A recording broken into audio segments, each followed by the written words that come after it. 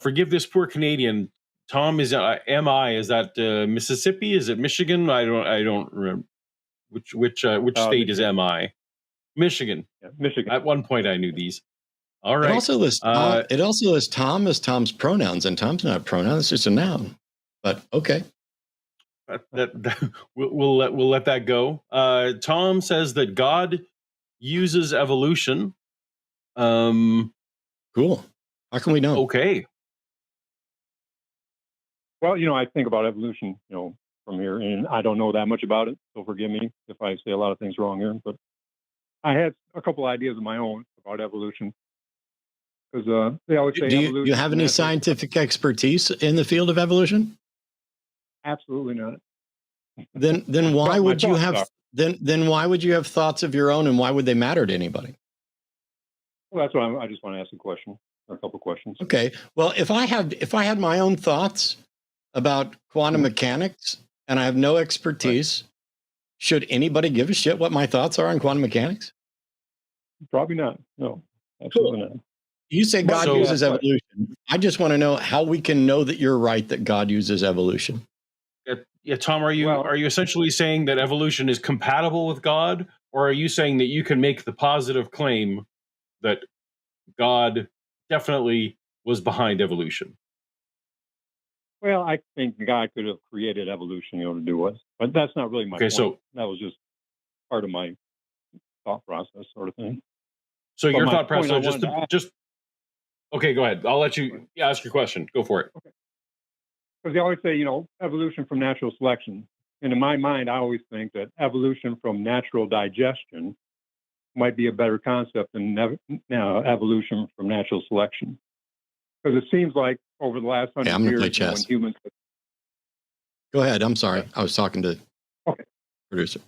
Because even the human beings, that we have changed over the last, let's say 100 years, we got taller, bigger, whatever. It's not necessarily from fighting off warriors, so to speak. It's more from what we eat on a day-to-day basis, and our diet has changed, so we don't really evolve from natural selection. We evolve more from natural digestion. And I just wondered if the scientific, community has thought about that, or has studied for the last couple of years. So, in your mind, right? Can you tell me what evolution means? What do you believe evolution to be? Biological evolution. I think everything has changed over the 4 billion or 5 billion or whatever many years, the Earth's been here for whatever reason. But evolution is always taught as evolution from natural selection, like things were fighting off things, they got bigger, or they had to fight off something else to do this or whatever. Why do you think that evolution is involved with fighting? Have you taken aboard the notion survival of the fittest? Do you think that? Exactly. So that sort of thing, so what do you think natural selection? You think natural selection has to do with fighting, or just surviving? Where I think evolution might be more just from digestion of what different organisms they have eaten over the last 5 billion years. We didn't get the way we are because we had to fight off or select. It wasn't a natural selection. It was more of just what we ate. So, I feel like, let me ask you this. Does evolution have anything to do with common descent in your view? Common descent as far as humans? Do you know what I mean when I say common descent? No, I don't. No. Okay. So common descent is a very important part of evolution, and that is that all life on Earth has evolved from the same common ancestor, right? If you go back far enough,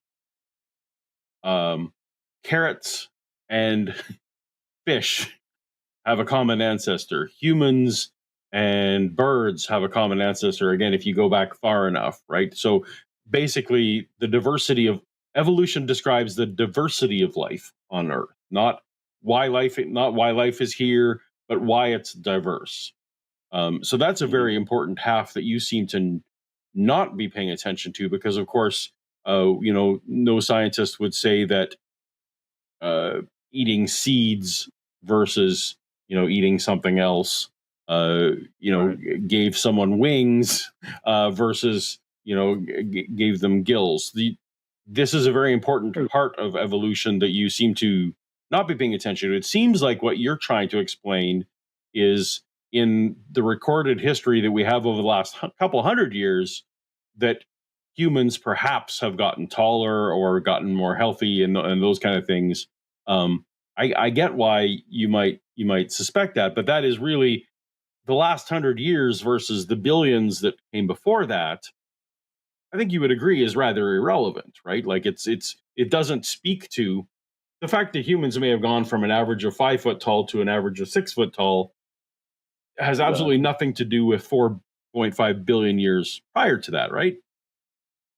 Right. That's why I always I'm thinking that it's more digestion than it is anything else. So it shouldn't, what's weird is studied. I'm a breeder.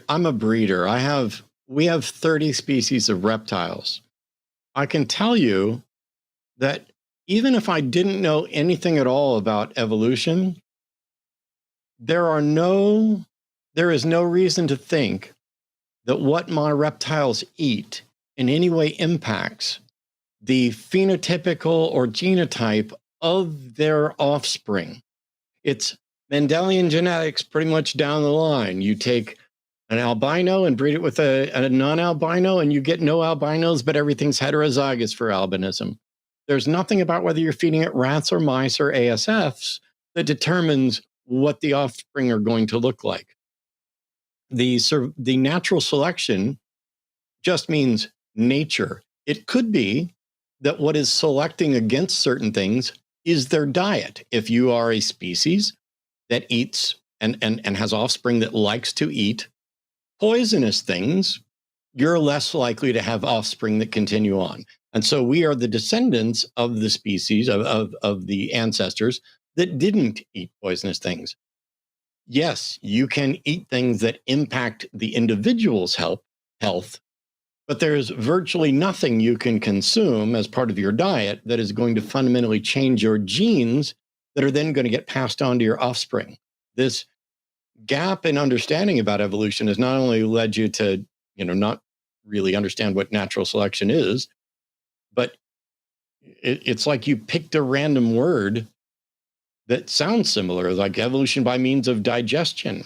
No, because individuals don't change, populations change. And the change is random changes in the genome, and natural selection then evaluates that, not as a thinking thing, not as a process with a goal, but either you have evolved to fit in the environment that will have you, or you haven't. And if you haven't, you're done, and you don't get to have offspring.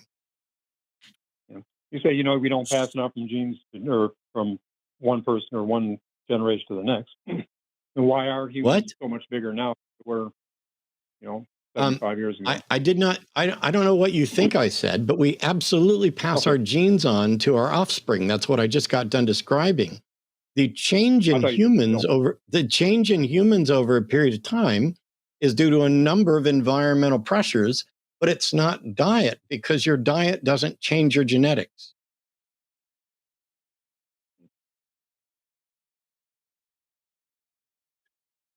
Tom, let's we're neither of us are Matt or Forrest or Erica, so you and I we're incredibly far apart on our understanding of evolution. I feel like Matt and I are closer to understanding it, but we are not experts. So, but I want to get to this. Tom, let me ask you this. Let's say you are 100% correct, and human evolution is entirely related to our diet, and that's the only driver. What does that have to do with God? Well, if God, I'm a believer. Well, I'm a knower. They always say some people believe, some people don't. Some say they don't know. Some people actually do know. And they always leave that. How do they know? Always believe, don't believe. Why? Well, no, hang on. Extreme. Why are we spending any time on evolution at all when you not only claim to believe there's a God, but you claim to know there's a God? How can we know there's a God? You probably can. So. Well, we probably can't. Then how do you know something that? How do you know something that we can't know? Because I had an experience. So. What is this experience? What is this experience, and why can't I have it? That's a good question. I'm not sure why the supernatural would pick one person and not the other. I'm not sure. But apparently I must have did something good in my life and I was chosen. Really? So you're better than us. That's the reason you know and we don't. You're better than us. That's cool. I didn't say better. I just said I might have did something. Well, you're saying you've had an experience. You're saying you've had an experience that we can't have. And it's because you did something right. So you're better than us. I didn't say better. I never said that. You didn't. I know. I don't need you to tell me. I don't need you to tell me what word you didn't fucking utter. I'm talking about the concept, not the word. You seem to have difficulty with concepts. I would never say I'm better than anybody. Absolutely not. But you think you earned a revelation where Matt and I have not earned the revelation. I don't know if that's true or not, but I just said. I'm still wondering. Okay, how do you know that your revelation confirms a God? If you did what I can't explain it. I don't want to try to explain it. Okay. But I don't know why you called then, so I'll bow out now because I know Paul has good questions. I'm bowing out now because I know Paul has good questions, and I am now completely disinterested. Well, no, my question, I did actually care how you related God to evolution, but similar to Matt, we want to know what you believe and why, and you now claim to know something, and you say that you know something because of an experience. Is this the Christian God that the experience revealed to you? Like, did this experience specifically point out Christian God? Not necessarily, no, not at all. Okay, so am I correct? Am I correct in saying that you identify as a Christian, though? Not necessarily, no. Okay, so creator, you never read the Bible. Okay, so you have a general vibe about a creator God? Well, for what my experience was, if he did that to me, then he knows pretty much everything that you're thinking and everything Matt's thinking and everything everybody's thinking. So, yes. Prove it. Okay. So that's my experience. Like I said, I didn't really want to talk about all that, but talk more about it. You want to talk more about something you don't know anything at all about than the thing that you do know something about that is the whole fucking purpose of this show. So instead of calling in to defend your belief, which is the whole reason for this fucking show, and you now claim to know it, you'd rather not talk about the thing you know. You want to call in to talk about the thing that you don't know anything about by your own admission. Are you calling just so we can educate you? Yeah. Well, I like thinking about evolution. The purpose of this fucking show, the purpose of this show is for you to call in and educate us on how we can know that there's a God. Yes. It's hard to prove. You can't prove it. But. I'm not asking you to prove it. I'm asking you, how can you demonstrate? Can you tell me what happened to you that convinced you? I was shown miracles. What? Like what? Well, what love looks like. We've talked before about this, haven't we, you and I?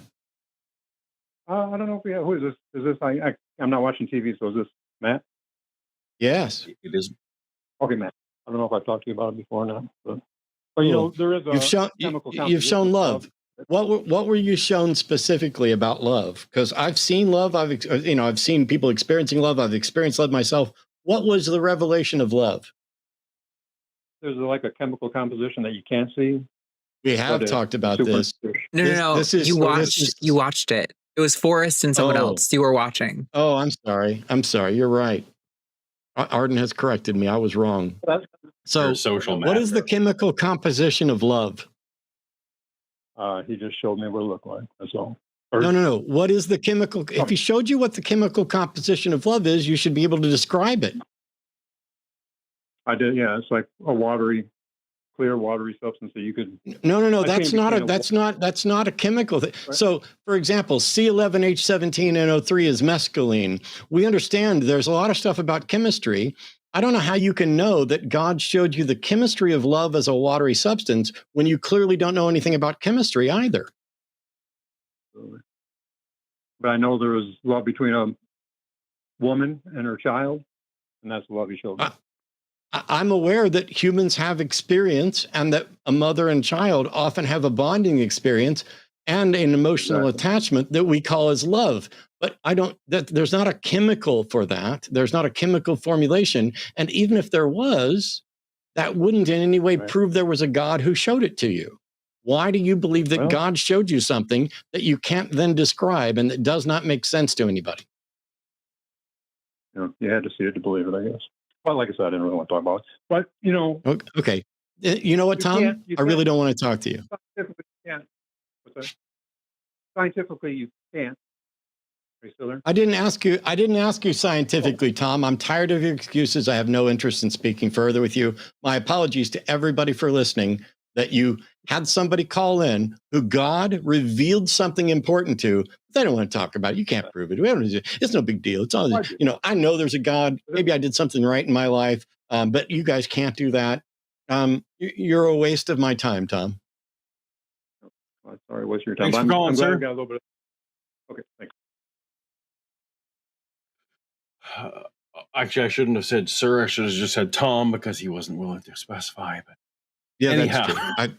I had heard this before with the chemical substance of love being watery. The thing is that if Tom would stop being so evasive, I think we could actually make some progress. Because the whole point of me asking questions isn't so that Tom can then answer with, oh, how can I prove it? Here's my proof. It's to get people to recognize that just because you had an experience, and I believe you had an experience, that doesn't mean your understanding or interpretation of that experience is correct. You might have felt like there was a God that revealed to you something physical or chemical about love. But the question that we can't ever get to, because Tom is on defense and wants to talk about evolution, which he knows fuck all about, the point that we need to get to is, how do you know that it was God who revealed this to you? And why is God revealing to you the liquidy substance of love, whether you call it jizz or chemicals, and not revealing it to all the rest of us? Why is it that, and God has decided to reveal something to you, and he does something that is unclear, confusing, and an absolute deepity. A deepity, by the way, is a thing that sounds really profound to people. Like, oh, God showed me the chemical formula for love, or the chemical nature of love. Okay. Well, but a deepity is, to the extent that it is true, it is absolutely trivial. And to the extent that it is profound, it is false. And so love isn't jizz or a goopy chemical or a watery substance.